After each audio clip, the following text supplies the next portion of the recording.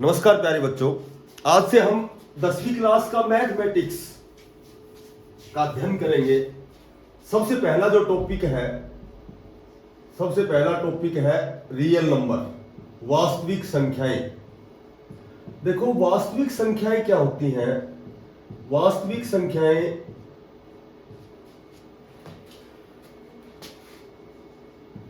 Real number.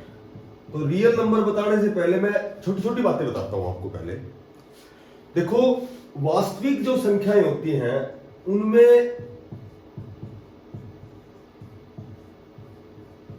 एक तो ये ध्यान रखना है कि जितने भी रेशनल और इरेशनल नंबर, जितनी भी परिमेय संख्याएं हैं और अपरिमेय संख्याएं हैं, सम संख्याएं हैं, विषम संख्याएं हैं, जितने प्रकार के इंटीजर जो पूर्णांक होते हैं, चाहे वो ऋणात्मक हो या धनात्मक हो, सभी संख्याएं वास्तविक संख्याएं होती हैं।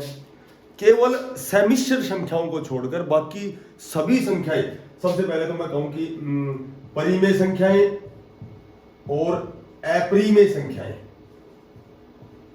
सभी प्रकार की संख्याएं जो होती हैं ये वास्तविक संख्याएं होती हैं, रियल नंबर होते हैं। रेशनल और इरेशनल नंबर ये सभी रियल नंबर होते हैं। अब मैं कहूं कि परिमेय संख्याएं कौन सी होती हैं और अपरिमेय संख्याएं कौन सी होती हैं, तो आपको यह ध्यान रखना है कि जिन संख्याओं को हम P बटा Q के रूप में लिख सकते हैं और Q is equal to not zero, यानी कि Q जीरो नहीं होना चाहिए। यदि किसी संख्या में अंश बटा हर, यदि हर जीरो करते हैं, किसी संख्या में जब जीरो का भाग देते हैं तो ये इन्फिनिटिव या अनंत होता है। किसी भी संख्या के अपोन यदि जीरो होता है तो दैट इज अनंत, ठीक है, जिसका कोई अंत नहीं। और 0/1, जीरो में किसी संख्या का भाग देते हैं तो दैट इज जीरो। परिमेय वे संख्याएं होती हैं जिनको हम P बटा Q के रूप में लिख सकते हैं और Q बराबर जीरो नहीं होना चाहिए, ठीक है। अच्छा, प्राकृत संख्याएं क्या होती हैं? देखो, प्राकृत संख्याएं होती हैं रियल नेचुरल नंबर होते हैं जो 1 से स्टार्ट होते हैं, 1 2 3 अनंत तक, ये प्राकृत संख्याएं होती हैं। उसके बाद सम संख्याएं होती हैं जो संख्याएं 2 से डिवाइड होती है। सबसे छोटी सम संख्या 2 4 6, जिनमें 2 का पूरा भाग जाता है, वे सम संख्याएं होती हैं। विषम संख्याएं होती हैं जिनमें 2 का भाग नहीं जाता, 1 3 5, ये सभी विषम संख्याएं होती हैं। मोटी बात यह है कि किन संख्याओं को हम P बटा Q के रूप में लिख सकते हैं। जैसे मान लीजिए प्राकृत संख्या 2 एक प्राकृत संख्या है, अपॉन एक सभी के अपॉन होता है, सबके गुणा में होता है। एक का भाग किसी भी संख्या में आप दे सकते हो, और किसी भी प्राकृत संख्या के अपॉन यदि 1 करते हो तो दैट इज P बटा Q बन जाएगा, और P बटा Q बन गया तो यह एक परिमेय संख्या बन गई। तो कहने का तात्पर्य है, जितनी भी प्राकृत संख्याएं हैं, जितनी भी सम संख्याएं हैं, सम विषम, ये तो सभी प्राकृत तो सभी होती है, 1 2 3 4 अनंत तक, जिनको हम गिन भी नहीं सकते। तो सभी प्राकृत संख्या परिमेय संख्याएं होती हैं। क्यों? क्योंकि किसी भी संख्या के अपॉन हम 1 कर सकते हैं, और जब 1 अपॉन करेंगे तो वो P बटा Q बन जाएगा, और P बटा Q का मतलब है परिमेय संख्या। तो मोटी बात यह है कि जो वास्तविक संख्याएं हैं ये सभी परिमेय और अपरिमेय संख्याएं होती हैं। परिमेय संख्याएं कौन सी होती है? सभी प्राकृत संख्याएं भी परिमेय होती हैं। सम विषम, जितनी भी भाज्य, अभाज्य, सहभाज्य, prime composite number, prime number, coprime number, जितने भी नंबर हैं वे सभी परिमेय संख्याएं होती हैं, रेशनल नंबर होते हैं, बिकॉज किसी के अपॉन हम 1 कर सकते हैं। अब मैं कहूं कि अपरिमेय वे संख्या होती है जिनको हम अनुपात के रूप में नहीं लिख सकते, जैसे वर्गमूल 2, वर्गमूल 3, वर्गमूल 5, जिनका पूरा वर्गमूल नहीं निकलता, जैसे 8 10, जिनका पूरा वर्गमूल 6 भी हो गया, जिनका पूरा वर्गमूल 2 का मान 1.414, वर्गमूल 3 का मान 1.732, वर्गमूल 5 का मान 2.236, वर्गमूल 6 का मान 2.449, वर्गमूल 7 का मान 2.646, वर्गमूल 8 का मान 2.828 और वर्गमूल 10 का मान 3.165। तो जिनका वर्गमूल पूरा नहीं निकलता उनको हम रेशियो में नहीं लिख सकते, हम उनको अनुपात में नहीं लिख सकते, और जिसको अनुपात में नहीं लिख सकते वो अपरिमेय संख्या होती है। जैसे ये जितने भी मैथमेटिक्स में सिंबल होते हैं, अल्फा बीटा लैम्डा इंटीग्रे, ये यूलर संख्या, ये भाई होती है जैसे, तो इस तरह का जो सिंबल होते हैं ये सभी अपरिमेय संख्या मानी जाती है। ठीक है, जैसे पाई, पाई एक अपरिमेय संख्या होती है। तो मोटी बात यह है, परिमेय और अपरिमेय सभी संख्याएं वास्तविक संख्या होती है। एक होता है जैसे कंपोजिट नंबर होता है, प्राइम नंबर होता है, भाज्य और अभाज्य। भाज्य जिनमें खुद का एक का तो सभी में भाग जाता है, जब किसी तीसरी संख्या का भाग जाए तो वो भाज्य होती है, और जिनमें केवल खुद का और एक का ही भाग जाए वे अभाज्य संख्या होती हैं। अभाज्य संख्याओं को रूढ़ संख्या बोलते हैं। सबसे छोटी अभाज्य संख्या जैसे 2 होती है, 2, 3, 5, 7, 11, ये सभी अभाज्य संख्या होती है। 11, 13, 17, 19, जिनमें केवल और केवल 23, 29, 31, 37, जैसे जिनमें केवल और केवल खुद का और एक का भाग जाता है वे अभाज्य संख्या होती है। इनको हम प्राइम नंबर बोलते हैं। भाज्य संख्या इनको हम कंपोजिट नंबर बोलते हैं। ठीक है, कंपोजिट नंबर जिनमें खुद का भी जाए, एक का भी जाए और तीसरी संख्या का भाग जाए, तो सबसे छोटा composite number, smallest composite number 4 होता है। 4, 6, 8, 9, 10, 12, 14, ये सभी भाज्य संख्या होती है। ठीक है, तो ये तो थोड़ा सा मैंने बेसिक बताया है। इसको अगर उतारो तो उतार लो थोड़ा सा।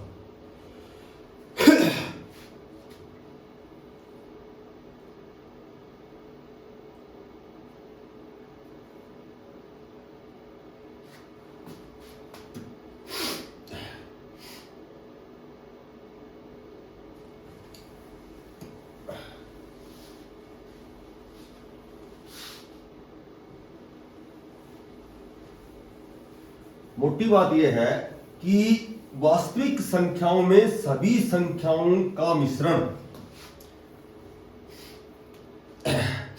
सबसे पहले एक्सरसाइज 1.1 देखो। पहला जो क्वेश्चन है कि निम्नलिखित संख्याओं को अभाज्य गुणनखंडों के गुणनफल के रूप में निरूपित करें। इनका अभाज्य गुणनखंड बनाना है। देखो, अभाज्य गुणनखंड 140 का गुणनखंड विधि से अभाज्य मैंने बताया था जिसमें केवल खुद का और एक का भाग जाता है। ऐसे टुकड़े बनाने हैं कि जो अभाज्य गुणनखंड हो, यानी कि खुद का और एक का ही भाग जाए, किसी तीसरी संख्या का भाग नहीं जाना चाहिए। अब इसके गुणनखंड कैसे बनाते हैं? हम ऐसे फैक्टर बनाते हैं। 70 दूनी 140, 35 दूनी 70 और 5 7 35।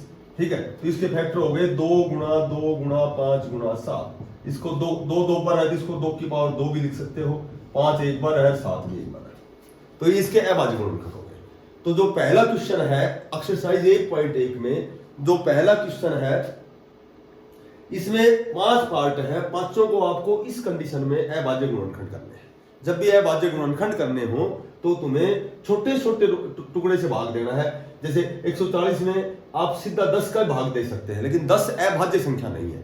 तो सबसे पहले 2 3 4 5 इस जैसे इसको चढ़ते क्रम में, आरोही क्रम होता है, चढ़ते क्रम में 2 3 4 ऐसे भाग देंगे तो वो अभाज्य गुणनखंड रहेंगे।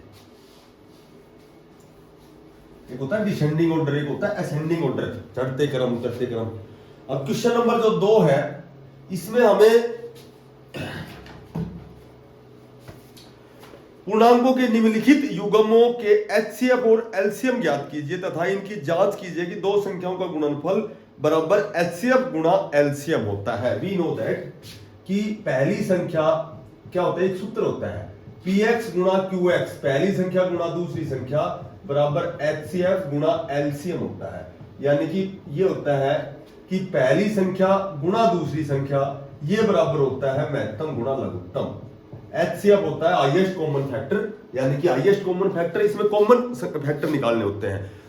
कोई भी दो संख्याएं होती हैं, दोनों के अलग अलग अभाज्य गुणनखंड करेंगे और जो दोनों में कॉमन होता है दैट इज एचसीएफ होता है, हाईएस्ट कॉमन फैक्टर होता है।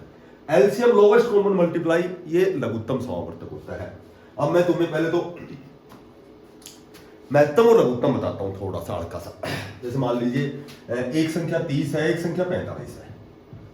अब इसका हम महत्तम निकाले, एचसीएफ निकाले महत्तम। एचसीएफ होता है महत्तम समावर्तक, ठीक है। एक होता है एलसीएम लोवेस्ट कॉमन मल्टीप्लाई, ये होता है लघुत्तम। अब कैसे निकालते हैं? महत्तम वह बड़ी से बड़ी संख्या होती है जो दोनों संख्याओं में कॉमन होती है, दैट इज एचसीएफ। लघुत्तम एलसीएम वह छोटी से छोटी संख्या होती है जो जिसका इन दोनों संख्याओं का भाग जाए, जिसमें इन दोनों संख्याओं का भाग जाए। जैसे मान ले कई विधियां होती है इसके निकालने की। मैं जैसे फैक्टर से कैसे निकालूं 3 दाई 30 और 5 दूनी 10, इसके फैक्टर 30 के बन गए 3 गुणा 5 गुणा 2, इसके तो ये फैक्टर बन गए। 45 के बनाऊं मैं 5 9 45 और 3 क्या 9, तो 45 के बन गए 5 गुणा 3 और गुणा 3। देखो दोनों को मैंने अलग अलग फैक्टर बना दिए। अब मैथम मैंने बताया था हाईएस्ट कॉमन फैक्टर होता है, हाईएस्ट यानी बड़ा से बड़ा कॉमन जो दोनों में हो, कॉमन फैक्टर गुणनखंड। तो इन दोनों में कॉमन क्या है, इसमें 3 है, इसमें 3 है, इसमें 5 है, इसमें 5 है, तो यानी कि 5 या 15 इसमें भी है और 5 या 15 इसमें, तो दोनों में जो हाईएस्ट कॉमन हो गया वो 15 हो गया। 30 और 45 का जो मैथम आएगा वो 15 आएगा। दोनों में फैक्टर करो, ठीक है। और इसमें 3 और इसमें भी 3, इसमें 5, इसमें भी 5, इसमें 3 है, इसमें दूसरा 3 नहीं है, इसमें 2 है, इसमें 2 नहीं है, तो जो केवल कॉमन हो वही महत्तम होता है। अच्छा एलसीएम कैसे निकालेंगे, जैसे मैं कहूं कि पहली संख्या और दूसरी संख्या इन दोनों का गुणा जो होता है वो महत्तम और लघुत्तम के गुणा के बराबर होता है। यदि मैं लघुत्तम निकालता हूं तो ये जो महत्तम इसके गुणा में है, ये गुणा में जो कोई चीज होती है वो बराबर से इधर हमेशा भाग में आती है, ऐसे निकालें। जमा उधर हमेशा माइनस में जाएगा, माइनस जमा में जाएगा, गुणा उधर भाग में जाएगा, भाग उधर गुणा में जाएगा। तो ये जो महत्तम है इसके गुणा में है, तो गुणा वाली जो चीज है ये बराबर से दूसरी साइड जाएगी, तो ये हमेशा भाग में जाएगी, और भाग का मतलब अपोन होता है, तो ये महत्तम भाग का मतलब अपोन आ गया। अब पहली संख्या चूंकि हमारे पास 30 है हमने ले रखी है, दूसरी संख्या 45 ले रखी है, महत्तम हमने अभी निकाला, दोनों में कॉमन है 5 या 15, 5 या 15, तो महत्तम आ गया 15, यानी कि 15 का भाग देंगे तो ये क्या निकल जाएगा, एलसीएम निकलेगा लघुत्तम। 15 दूनी 30, तो 45 दूनी 90, ये एलसीएम आ गया। मोटी बात ये है, इसमें तुम्हें एक ही बात ध्यान रखनी है कि दोनों संख्याओं का गुणनफल हमेशा उनके महत्तम और लघुत्तम के गुणनफल के बराबर होता है। यदि तुमने दो संख्याओं का महत्तम निकाल दिया और लघुत्तम निकाल लिया, यदि इनका गुणनफल इनके गुणनफल के बराबर नहीं है तो हमारा एचसीएफ या एलसीएम गलत है, या तो एचसीएफ गलत है या एलसीएम गलत है। मोटी बात आपको केवल एक बात ध्यान रखनी है कि ये सूत्र याद रखना है क्वेश्चन नंबर 2 के लिए। देखो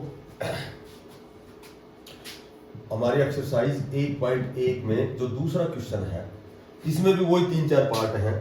जैसे हमें क्वेश्चन दे रखा है कि 26 और 91, 26 और 91 गुणनखंड विधि से एक तो इसका एचसीएफ निकालो और एक एलसीएम निकालो। मैं एचसीएफ निकालता हूं, एचसीएफ के लिए पहले फैक्टर बनाऊंगा मैं 13 दूनी 26, अब 91 के फैक्टर बनाता हूं कि 13 7 91।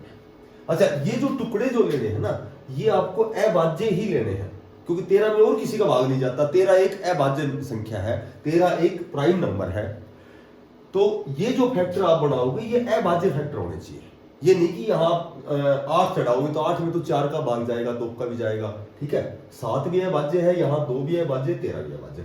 अब चूंकि इसके जो फैक्टर बन गए 2 गुणा 13 बन गए, इसके बन गए 13 गुणा 7 बन गए। अब दोनों में जो कॉमन है वो 13 इसमें भी है, 13 इसमें भी है, इसका मतलब जो हमारा हाईएस्ट कॉमन फैक्टर है, जो हमारा महत्तम है वो 13 आ गया। अब हमें निकालना है लघुत्तम एलसीएम, और हमें पता है कि पहली संख्या और दूसरी संख्या दोनों को जब गुणा करते हैं तो ये महत्तम और लघुत्तम के गुणनफल के बराबर आता है। क्योंकि हमारे पास पहली संख्या है, पहली संख्या क्वेश्चन में दे रखी 26, दूसरी संख्या 91 में दे रखी है, महत्तम हमने 13 निकाल दिया और निकालना है लघुत्तम। लघुत्तम कैसे निकालते हैं, ये जो 13 गुणा में अपोन में आ जाएगी, यहां जाएगा 13 दूनी 26 और 91 दूनी 13 दूनी 26 और 91 दूनी 182, ठीक है। तो इसका जो एलसीएम हमने निकाल दिया 182, और यदि सिद्ध करके देखना चाहो तो देख सकते हो कि इन दोनों संख्याओं का जो गुणा है 26 और 91 का जो गुणा है, ये गुणनफल ये हमेशा बराबर आएगा महत्तम और लघुत्तम के गुणनफल के। महत्तम हमने 13 निकाल दिया, लघुत्तम हमने 182 निकाल दिया, इन दोनों का गुणा हमेशा बराबर आएगा, करके देखिए। तो इसके जो भी दूसरे क्वेश्चन के 4-5 क्वेश्चन है इसको इस तरीके से करना। क्योंकि लघुत्तम एक दूसरे तरीके से निकाल सकते हो, लघुत्तम का एक तरीका और भी होता है यदि सीखना चाहते हो तो। जैसे मान लो मैं कहूँ कि 9, 12, 15 और 18, इसका मैं कहूँ कि एलसीएम बताना है तुम्हें, केवल इसका एलसीएम बताना है। ठीक है, एलसीएम कैसे निकालोगे? जो सबसे बड़ी संख्या है इसके फैक्टर बनाओगे। 18 के फैक्टर बनेंगे 3 दूनी 6 और 6 3 18, ये फैक्टर अभाज्य फैक्टर होने चाहिए। 9 दूनी 18 भी कर सकते हैं, 6 3 18 भी कर सकते हैं, लेकिन 6 अभाज्य फैक्टर नहीं है। 6 के और टुकड़े बन जाएंगे, 3 और 2 ऐसे बन जाएंगे। अब जैसे 15 के फैक्टर बनाओगे 5 या 15, तो केवल इसमें वही इंक्लूड करना है, वही शामिल करना है जो इसमें ऑलरेडी है, वो नहीं लेना, जो नहीं है वो लेना है। अब ये 3 नहीं कर सकते क्योंकि 3 इसमें है ऑलरेडी, 5 नहीं है तो इसको 5 से मल्टीप्लाई करो। अब जैसे 12 है, 12 के फैक्टर बनाओगे 3 दूनी 6 और 6 दूनी 12, 3 ऑलरेडी इंक्लूड है, 2 इसमें है, लेकिन ये दूसरा 2 है, ये इसमें नहीं है, इसको मल्टीप्लाई करो। अब 9 के बनाएंगे 3 3 9, तो चूंकि 2 3 इसमें ऑलरेडी है पहले, तो इसमें कोई शामिल नहीं करेंगे। अब इनका जो मल्टीप्लाई है वो दैट इज एलसीएम आएगा। 3 दूनी 36, 18 पंजू 90 दूनी 180, तो इसका जो 9 12 15 18 का जो एलसीएम आएगा, लघुत्तम आएगा, वो 180 आएगा। एक ये तरीका होता है, क्योंकि तुम्हारे सिलेबस में तो केवल यही है कि 2 संख्याओं का फैक्टर बना के महत्तम निकालो और महत्तम का भाग देख करके लघुत्तम निकाल जाए। ये सूत्र याद रखना। ये हो गया क्वेश्चन नंबर 2।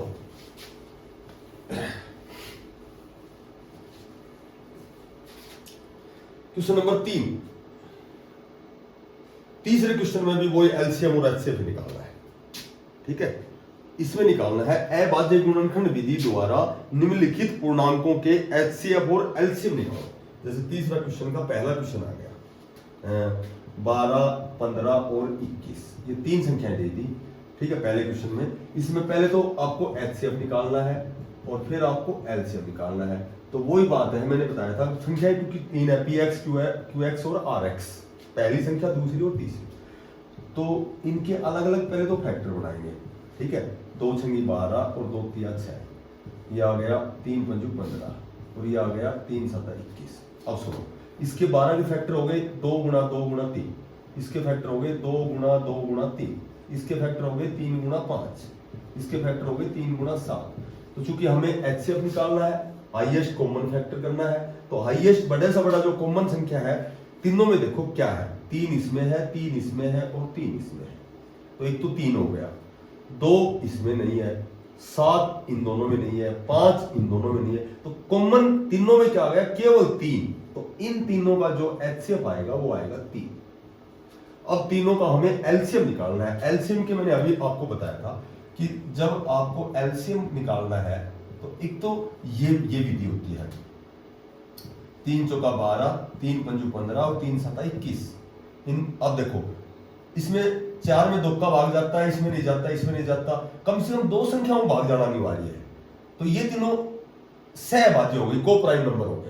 ठीक है, तो इनमें किसी में भाग नहीं जाता, तो अब इनको आप ऐसे मल्टीप्लाई करो, 3 को 4 से गुणा करो, 4 को 5 से करो, 5 को 7 से करो, 7 पंजू 35, 35 चौका 140, 140 या 420, तो ये इसका एलसीएम आ गया। ये ऐसे ऐसे एलसीएम निकालते हैं और ऐसे एलसीएम निकालते हैं। ठीक है, और ये भी कर सकते हो कि तीनों संख्याओं का गुणा करके अपोन में एचसीएफ का भाग लेना।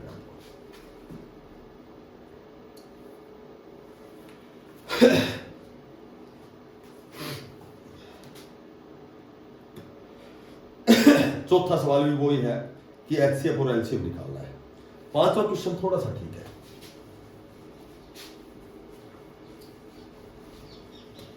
देखो इसका पांचवा क्वेश्चन दे रखा है कि जांच कीजिए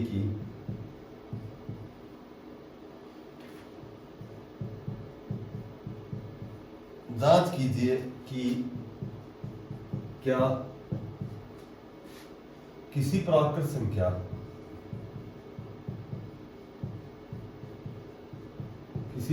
संख्या n के लिए, किसी प्राकृत संख्या n के लिए संख्या 6 की पावर n अंक 0 पर समाप्त हो सकता है। देखो कहने का मतलब यह है कि ये कह रहा है कि यहां 6 की पावर n है, कि यहां 6 की पावर n के स्थान पर आप कुछ भी लिखो, 1 2 3 4 अनंत तक कुछ भी लिखोगे। 6 की पावर 2 करोगे तो 6 6 36 6 रहेगा। 6 की पावर 3 करोगे तो 6 की पावर 3 216 6 रहेगा। 6 की पावर 4 करोगे 1296 वो ही 6 रहेगा। तो इकाई के स्थान पर यदि 6 है, अब 6 के फैक्टर बनाएंगे हम, अभाज्य फैक्टर, 3 दूनी 6।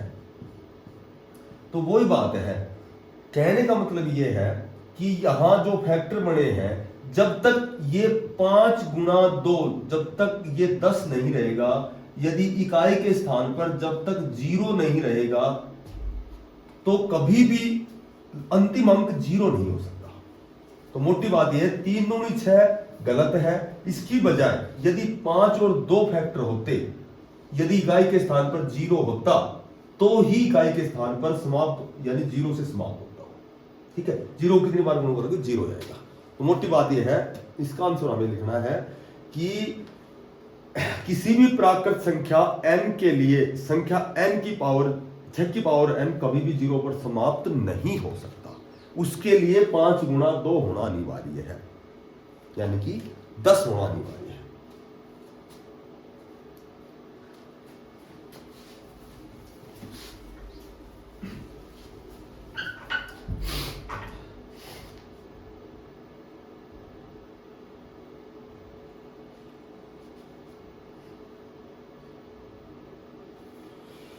देखो 7वां क्वेश्चन है, ये थोड़ा सा हल्का सा लेंथी है। किसी खेल के मैदान के चारों ओर एक वर्ताकार पथ है, बिल्कुल सही है, वर्ताकार पथ है। इस मैदान का एक चक्कर लगाने में सोनिया को 18 मिनट लगते हैं।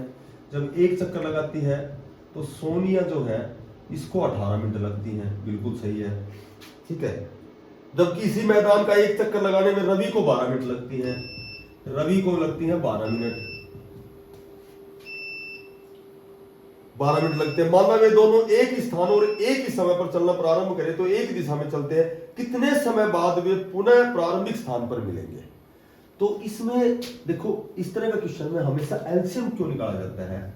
एलसीएम इसलिए निकाला जाता है कि कम से कम कितने समय बाद, और एलसीएम होता है लोवेस्ट कॉमन मल्टीप्लाई, कम से कम, लोवेस्ट मानी छोटा छोटा, कम से कम के लिए हमेशा एलसीएम निकालते हैं।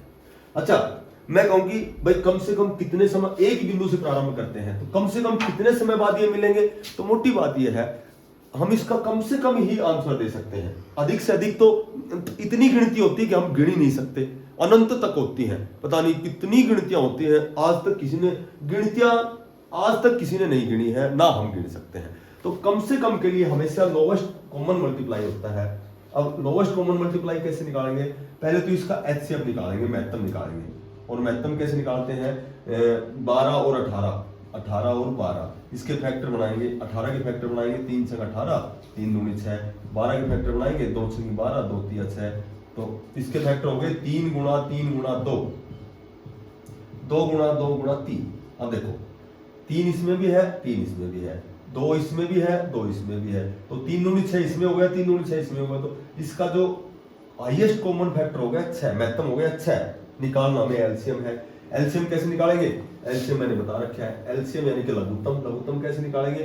पहली संख्या हमारे पास 18 है, दूसरी संख्या हमारे पास 12 है, महत्तम हमने 6 निकाल दिया। और निकालना क्या हमें? लघुत्तम। लघुत्तम कैसे निकालेंगे? 6 यहाँ पूर्ण में आएगा, 6 दूनी 12, 18 दूनी 36, यानी कि ये दोनों कम से कम 36 मिनट बाद एक साथ मिल जाएंगे। तो जब भी कम से कम का जिक्र आता है, इस तरह का क्वेश्चन आता है, तो हमेशा आपको एलसीएम निकालना है।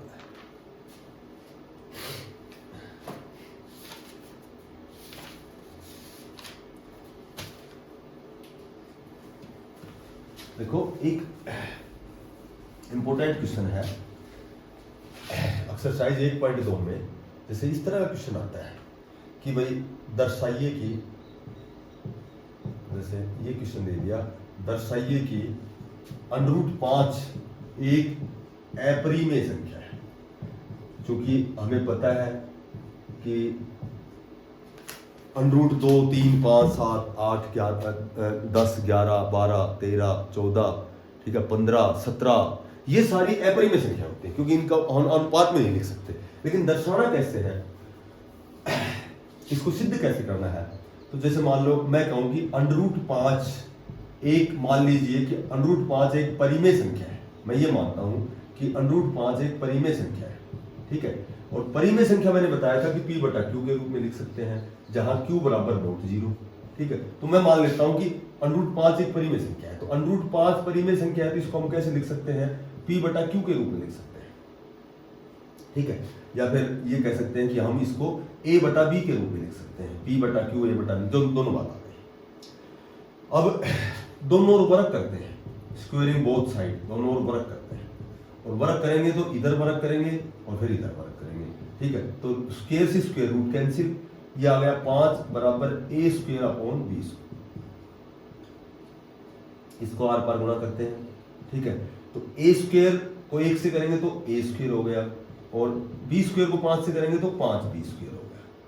अब चूंकि B² अगर हम निकालेंगे तो बराबर A², और ये 5 जो गुणा भी अपॉन में आ गया 5। तो सबसे बड़ी बात यह है कि ये समीकरण 1 हो गया। मान लीजिए कि A² में हम 5 का भाग दे रहे हैं, यदि मोटी बात यह है कि यदि A² में 5 का भाग यदि जाता है, यदि 5 का भाग जाता है, 5 का भाग जाता है, तो 100% A में 5 का भाग जाएगा। ये बात भी सही है, 5 का भाग भी जाएगा, ठीक है। तो ये तो हमारा इस समीकरण से सिद्ध हो गया कि यदि वर्गमूल 5 एक परिमेय संख्या है, तो परिमेय संख्या का मतलब P/Q के रूप में लिखेंगे, A/B के रूप में लिखेंगे। दोनों को वर्ग कर दिया हमने, A²/B², रूट से रूट स्क्वायर रूट कैंसिल, ठीक है। आर पार गुणा करेंगे, 5 को B से गुणा करेंगे 5B की 2, A की 2 को 1 से करेंगे 1 की 2, और ये 5 यहाँ अपॉन में आ जाएगा। तो मोटी बात यह है कि A² में 5 का पूरा भाग जाता है, और यदि A² में 5 का भाग जाएगा तो A में 5 का भाग जाएगा। अब चूंकि जैसे मान लो मैं मान लेता हूं कि A बराबर मैं 5 के लेता हूं, A बराबर ले लिया मैंने 5 के, क्योंकि 5 यहां अपॉन में है, 5 अपॉन में, तो मैं मान लेता हूं A को 5 के मान लेता हूं। अब दोनों ओर फिर वर्क करते हैं। अगर दोनों ओर वर्क किया जाता है तो वही बात है, ठीक है। अगर दोनों ओर मैं वर्क करता हूं तो A² बराबर 5K², ठीक है। अब ये समीकरण 2 हो गया। अच्छा, यहां क्या था? यहां A² क्या था? 5B² था। तो ये बताओ कि यदि समीकरण 2 में मैं समीकरण 1 का मान रखूं, 1 का मान A² बराबर 5B² था, एक की जगह लिखता हूं मैं A² की जगह लिखता हूं 5B², ये बराबर आ गया 5K², ठीक है। अब मोटी बात यह है कि बात तो वही आ गई कि 5B² बराबर 5K²। अब B² निकालूं मैं, ये B² निकालूं मैं, तो ये जो 5 है ये अपॉन में आ जाएगा, वही बात आ जाएगी ना, 5K² अपॉन वही 5 आ जाएगा। या फिर K बराबर निकालूं B², यदि B² में, मोटी बात वही आ गई कि यदि 5 का भाग जाता है, 5 का भाग जाता है, तो वही B में भी 5 का भाग जाएगा, ठीक है। और चूंकि √5, इसका मतलब √5 एक परिमेय संख्या बन गई, परिमेय संख्या बन गई। और √5 यदि परिमेय संख्या है, √5 यदि परिमेय संख्या है, जो हमारी धारणा के बिल्कुल विपरीत है, जो धारणा के विपरीत है, और धारणा की यदि विपरीत है तो मोटी बात यह है कि √5 एक अपरिमेय संख्या है। देखो एक बार फिर समझाता हूं समझ, पहले इसको उतारो।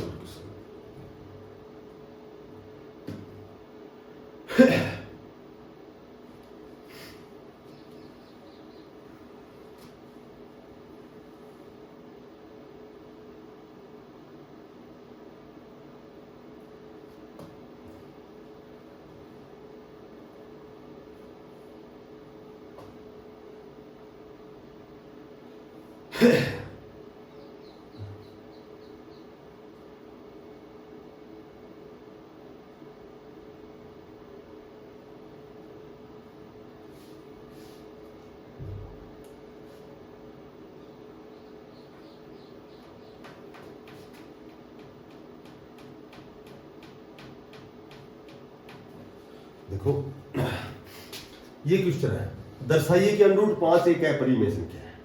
मान लो हमने वर्गमूल 5 को अंडर रूट 5 को एक परिमेय संख्या मान ली जो a बटा b के रूप में मान लिया, दोनों ओर वर्ग कर दिया, 5a square upon b square, आर पार गुणा कर दिया, a स्क्वायर अपॉन 5 हो गया समीकरण 1 से। तो समीकरण 1 से ये सिद्ध हुआ कि a की 2 में 5 का भाग जाता है तो a में भी 5 का भाग जाएगा। ठीक है, अब हमने क्या कर लिया कि हमने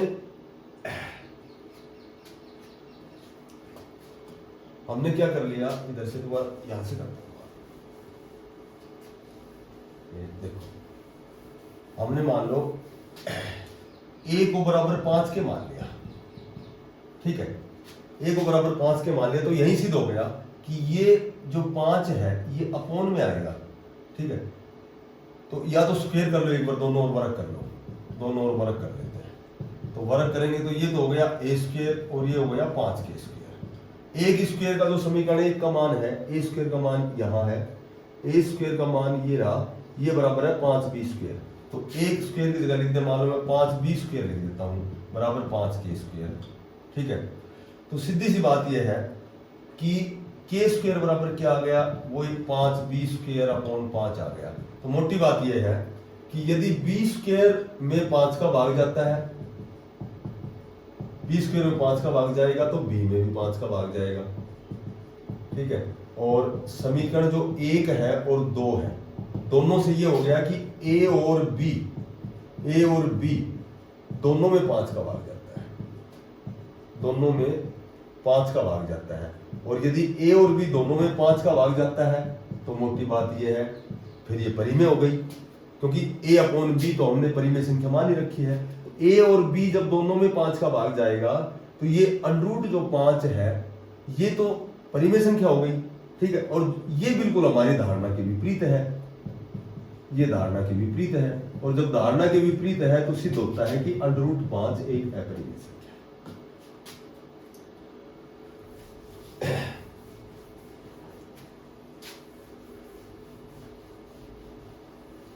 जैसे में एक क्वेश्चन दूसरा दे रखा है, ये दे रखा है कि 3 जमा 2 वर्गमूल 5, 3 जमा 2 वर्गमूल 5 एक अपरिमेय संख्या है। ये दूसरा क्वेश्चन है, ये हमें सिद्ध करना है कि ये एक अपरिमेय संख्या है। देखो अपरिमेय संख्या है। अब सुनो, मैं मान लेता हूं कि 3 जमा 2 अंडर रूट 5 यह एक परिमेय संख्या मान लेता हूं। मान लो ये परिमेय संख्या है, और परिमेय संख्या का मतलब है p बटा q के रूप में लिखें, यानी a बटा b के रूप में लिखेंगे, यहां b बराबर नोट 0। तो यदि 3 जमा 2 वर्गमूल 5 एक परिमेय है तो ये a बटा b के रूप में है। ठीक है, तो a बटा b के रूप में है, इसको हम जब आर पार गुणा करेंगे, a को 1 से करेंगे तो a बराबर 3 जमा 2 वर्गमूल 5 और ये हो गया b, ये इसके बराबर हो गया। ठीक है, तो अब यहां से हम निकालेंगे b निकालेंगे या a निकालेंगे। 3 जमा 2 अंडर रूट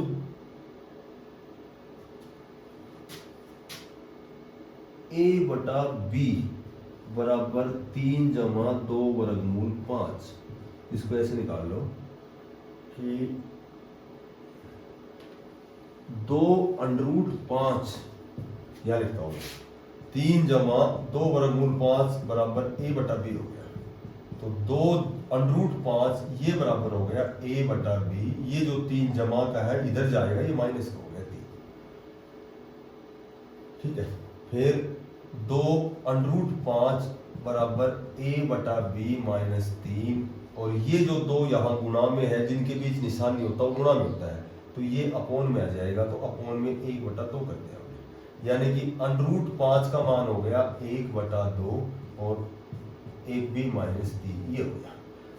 अब चूंकि ये परिमेय संख्या मान रखी है, अंडर रूट 5 एक परिमेय संख्या मान रखी है, तो ये क्या हो गई, ये हो गई एक परिमेय संख्या हो गई, क्योंकि ये दोनों पक्ष बराबर हैं, तो ये एक परिमेय संख्या हो गई। मान लीजिए ये परिमेय संख्या हमने मान रखी है, ये एक परिमेय संख्या हो गई, और अंडर रूट 5 अपरिमेय होती है, और ये दोनों बराबर हैं। तो जब अंडर रूट 5 एक अपरिमेय संख्या है और √5 के जो बराबर है, इसके जो बराबर है ये पार्ट है, तो ये जब अपरिमेय है तो इसके बराबर ये परिमेय कैसे हो सकता है? जब √5 अपरिमेय है तो सिद्ध होता है, क्योंकि √5 के बराबर ही होता है, सिद्ध होता है कि 1/2 इंटू AB - 3 यह भी एक अपरिमेय संख्या है।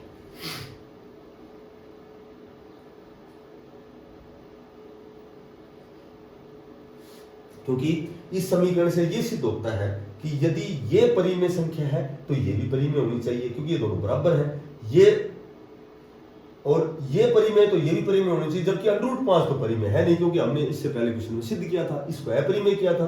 अपरिमेय के बराबर ये अपरिमेय संख्या ही सिद्ध होती है, तो ये सिद्ध होता है कि दैट इज इरेशनल नंबर।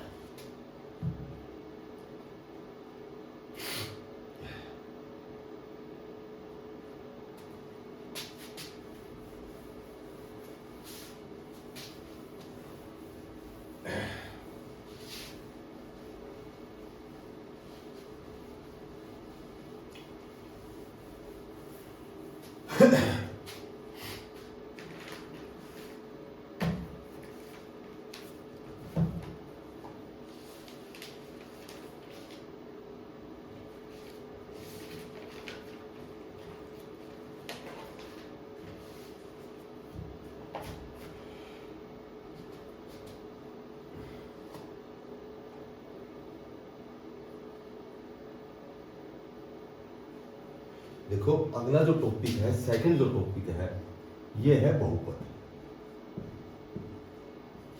ये होता है पॉलिनोमियल। पॉलिनोमियल बहुपद क्या होता है कि कोई भी जैसे व्यंजक है, देखो कोई भी व्यंजक है और इसके जितने भी पद हैं, सभी पदों की घात यदि धनात्मक होती है, जमा की होती है, धनात्मक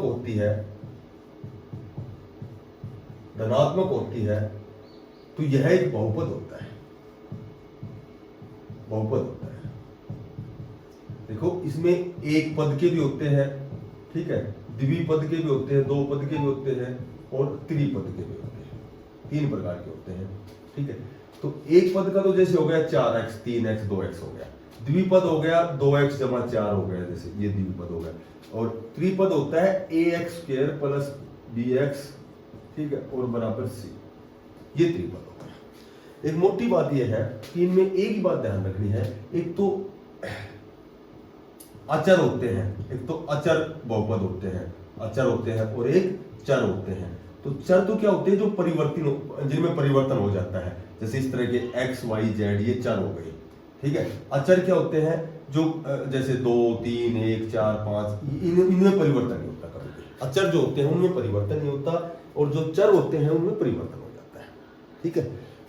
तो चर बहुपद हो गए, वो अचर बहुपद हो गए, एक पद के हो गए, द्विपद हो गए और त्रिपद हो गए। तो मोटी बात यह है कि जो यदि px बराबर जैसे 0 होता है ना, ये एक द्विघात समीकरण होता है, बराबर 0 होता है, ये द्विघात समीकरण होता है, ठीक है।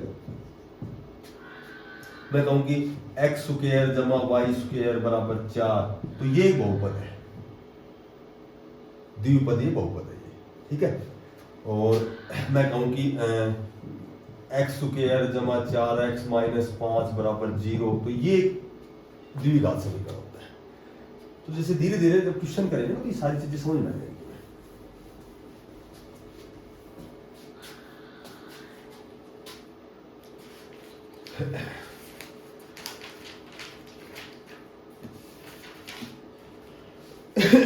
देखो एक्सरसाइज 2.2, एक तो जो बहुपद होता है ना, बहुपद जो होता है इनमें तो शून्य निकालने होते हैं, ये तो शून्य होते हैं, और जो द्विघात समीकरण होता है, जो द्विघात क्वाड्रेटिक जो इक्वेशन होती है, द्विघात समीकरण होता है, इसमें मूल होते हैं, तो इसमें तो मूल अल्फा और बीटा होते हैं, और इसमें शून्य, दोनों ये सेम ही होते हैं, बराबर ही होते हैं। इनमें शून्य बोलते हैं बहुपद में, और द्विघात समीकरण में मूल बोलते हैं। तो इसका जो पहला क्वेश्चन है, ये जो पहला क्वेश्चन है, निम्न द्विघात बहुपदों के शून्य ज्ञात कीजिए, ठीक है, और शून्य को तथा गुणांकों के बीच के संबंध की सत्यता को जांच कीजिए। अब देखो क्वेश्चन नंबर 1 है, इसमें है छह क्वेश्चन है छोटे छोटे, जैसे एक्स स्क्वायर -2x, ठीक है, और -8।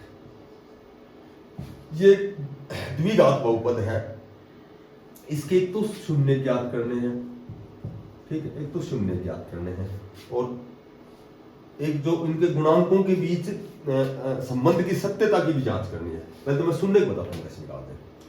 ए और सी का आपको गुणा करना है, 8 को और एक्स स्क्वायर को गुणा करेंगे तो ये आ गया 8x स्क्वायर। अच्छा, ए और सी यहां एक्स स्क्वायर के साथ गुणा में क्या है, कुछ नहीं है, यदि कुछ नहीं तो इसको 1 मानते हैं।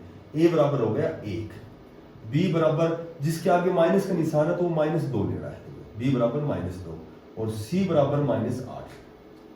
यदि जमा का है तो जमा लिखने की आवश्यकता नहीं होती, यदि माइनस है तो इसको माइनस से रिप्रेजेंट करेंगे, इसको और इसको गुणा करेंगे, ठीक है, तो इसको और इसको गुणा करेंगे तो ये आ गया -8 को एक्स स्क्वायर से गुणा करेंगे तो ये -8 स्क्वायर आ गया।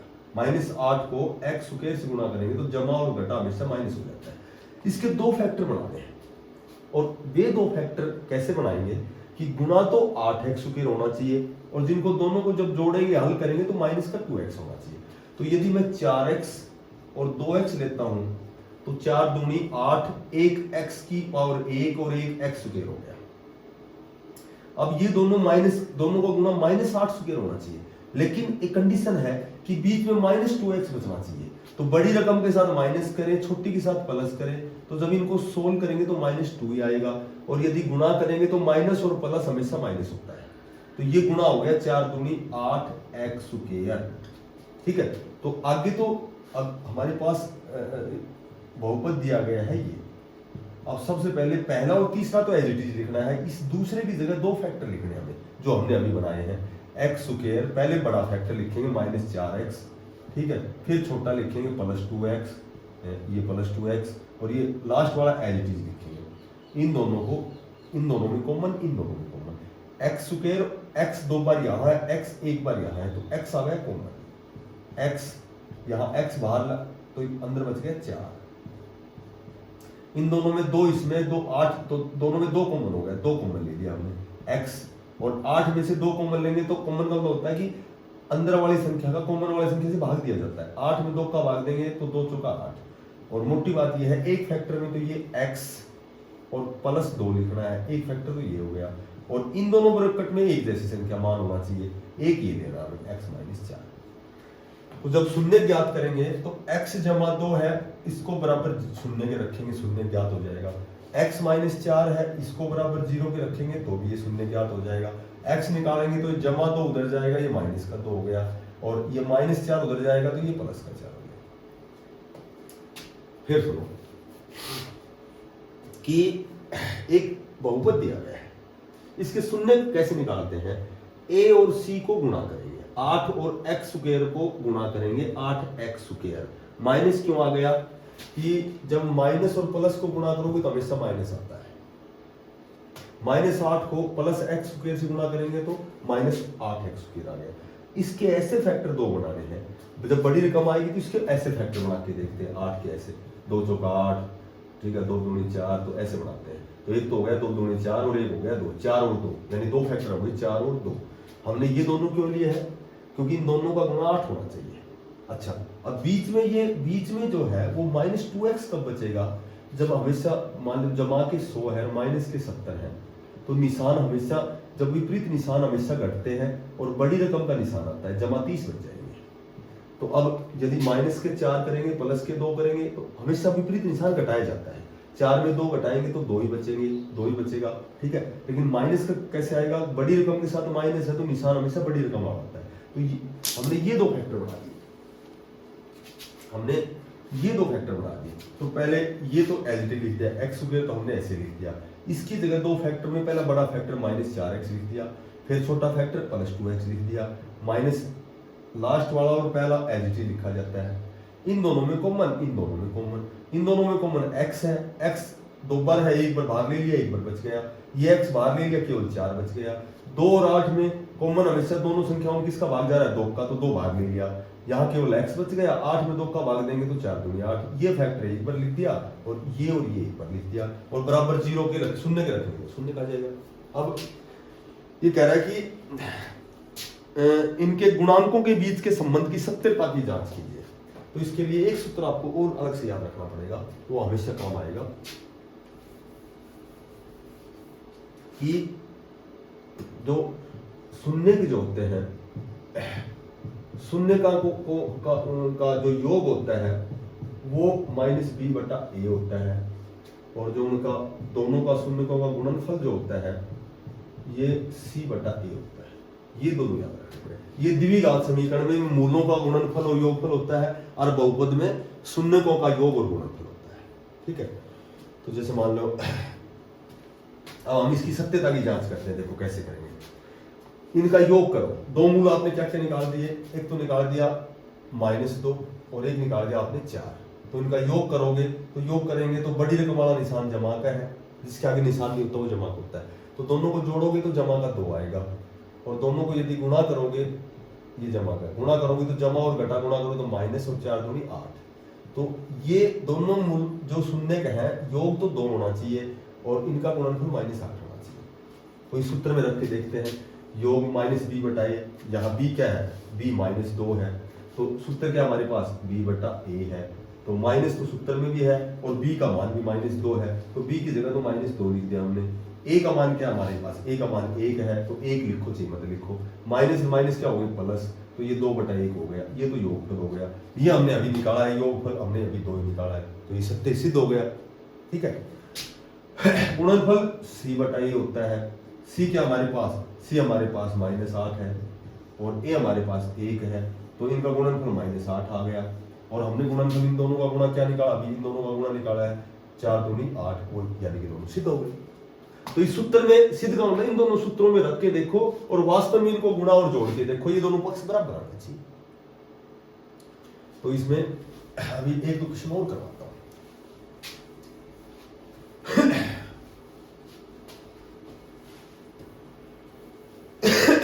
देखो क्वेश्चन नंबर 1 ही है, और इस क्वेश्चन में सिंपल सा क्वेश्चन कराता हूँ, ये करवाता हूँ। 6x स्क्वायर -3 और -7x। देखो ये एक बहुपद है।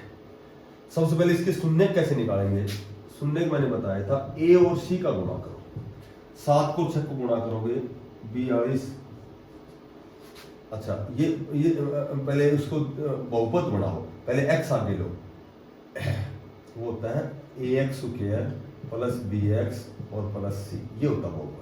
ठीक है, तो पहले x वाला जो सेकंड पद है ना, ये आगे लाओ, 7x और -3, ये हो गया एक बहुपद। अब सुनो, इसका गुणा करो, 6x स्क्वायर है और एक -3 है, तो ये आ गया -18x स्क्वायर आ गया। ओके, अच्छा अब इसके 18 के ऐसे फैक्टर बनाओ कि गुणा तो 18 हो और जब हम इसको जोड़े या घटाएं तो 7 बन जाए। तो एक तो हो गया 9x और एक हो गया 2x, तो 9 दूनी 18x स्क्वायर, गुणा तो हो गया बिल्कुल ओके हो गया। -7 कब आएंगे, जब बड़ी रकम के साथ माइनस करोगे और छोटी के साथ प्लस करोगे। अब ये दो जो फैक्टर हैं ये इसके स्थान पर लिख रहे हैं। पहले लिखो 6x square -2x 9x plus 2x और -3। देखो ये इन दोनों में 6 और 9 में 3 का भाग जाता है, तो 3 कॉमन आ गया। x 2 बार है, x 1 बार है, 1 बार x आ गया। तो अब कॉमन इनमें से 3x कॉमन लेंगे तो 6 में 3 का भाग दो, 3 दूनी 6, x 2 बार है, x 1 बार है, 1 बार x बच गया। 9 में 3 कॉमन है तो 3 3 9, x ऑलरेडी बाहर है तो ये एक तो फैक्टर बन गया।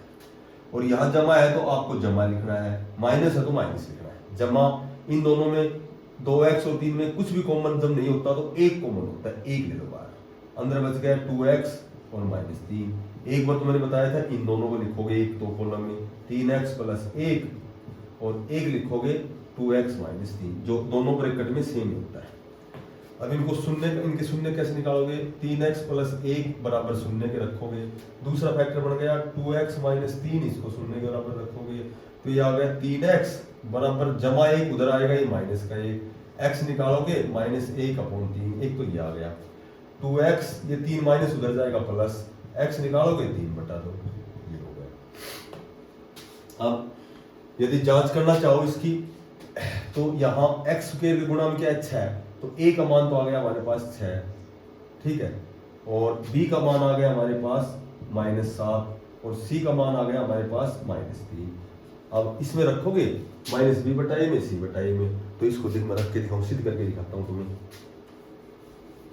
देखो योग देखो, पहले तो दोनों शून्य का होगा योग -b/a होता है, माइनस ऑलरेडी सूत्र में है, b का मान माइनस में है -7, a का मान हमारे पास क्या है, a का मान हमने निकाल दिया 6, तो ये हो गया माइनस माइनस प्लस, तो योग तो 7/6 होना चाहिए। गुणनफल होता है c/a, c क्या हमारे पास -3 है, ठीक है, और भाई a क्या है हमारे पास 6 है, तो 3 एकम 3, 3 दूनी 6, माइनस ये रहा। तो मोटी बात ये है कि जो भी तुमने शून्य निकाले हैं इनका योगफल तो 7/6 होना चाहिए और इनका गुणनफल -1/2 होना चाहिए। यदि इसको सिद्ध करना चाहो तो एक तो आपने 1/3 निकाल लिया, एक आपने 3/2 निकाल लिया, तो 1 और 3 को जोड़ के देख लो, 3 दूनी 6 तो आ गया 3 दूनी -2 प्लस 2 तिया 3 तिया 9, तो ये तो बिल्कुल 7/6 आ गया, ये बिल्कुल क्लियर हो गया, वो योग के बराबर आ गया। गुणनफल करोगे -1/3 को गुणा करोगे 3/2 से, तो 2 से 3 से 3 कैंसिल, वही -1/2 आ गया, -1 ऊपर है 2 नीचे, तो वही -1/2 आ गया। तो दैट इज प्रूव हो गया, सिद्ध हो गया, सत्यता की जांच हो गई। तो ये आपको क्वेश्चन है ना, पहला जो क्वेश्चन है उसको इस कंडीशन में करके उतार लो इसके साथ।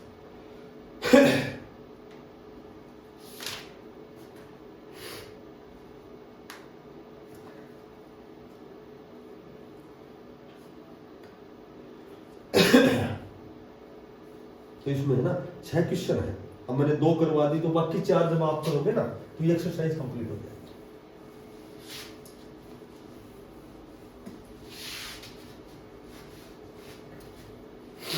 एक ये याद रखना है, एक तो द्विघात बहुपद बनाते हैं, ठीक है, और एक तो द्विघात बहुपद बनाया जाता है और एक द्विघात समीकरण बनाया जाता है, दोनों सेम ही कंडीशन होती है कि यहाँ x स्क्वायर लिखना, यहाँ इनका जो शून्यक है शून्यकों का योग लिखना है और शून्यकों का योग है इसको x से गुणा करना है, और जमा जो भी शून्यक है शून्यकों का गुणनफल होता है, ठीक है, ये होता है द्विघात बहुपद। अब जैसे क्वेश्चन नंबर जो 2 दिया गया है इसमें ये कह रहा है कि एक द्विघात बहुपद ज्ञात कीजिए जिसके शून्यकों के योग और गुणनफल।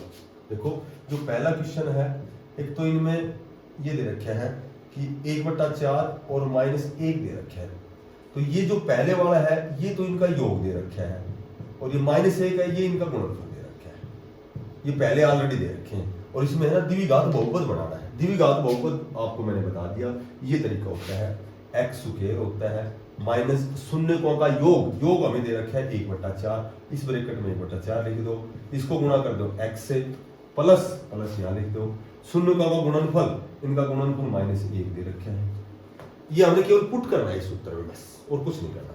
x स्क्वायर माइनस x को 1 से गुणा करोगे तो x/4 आ गया, और जमा और घटा आपस में क्या हो गए -1 हो गए, एलसीएम आ गया हमारे पास 4, तो इसके अपॉन 1 इसके अपॉन 1, 1 चौका 4, 4 को x 4x स्क्वायर, -4 एकम 4 x, -1 चौका 4, 4 एकम 4, तो ये जो नीचे वाला ये कैंसिल हो जाता है, तो इसका जो समीकरण बनेगा 4x square minus x minus 4, that is द्विघात बहुपद।